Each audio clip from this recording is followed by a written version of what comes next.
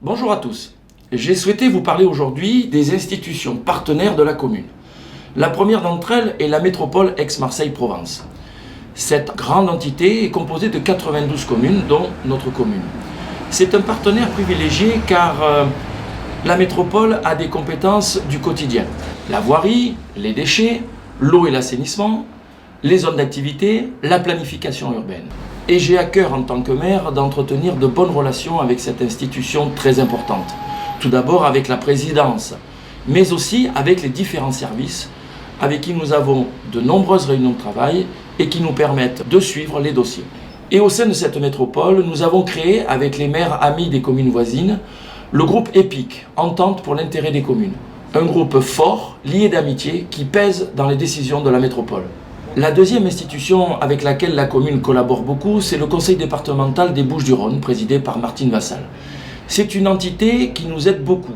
D'une part, dans le cadre de la politique d'aide aux communes, car elle permet de financer des projets structurants. Nous avons financé le dojo, la crèche, la future école. Et c'est un partenaire qui permet aux communes de pouvoir investir et de pouvoir réaliser des équipements. Mais le département agit aussi pour tout ce qui concerne l'aide sociale.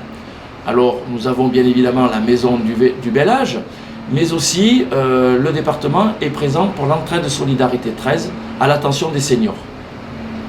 Que ce soit pour la métropole ou pour le département, je tiens à remercier Martine Vassal, la présidente, de son aide, à la fois sur nos projets, mais aussi à titre personnel de son soutien dans le cadre de cette campagne électorale.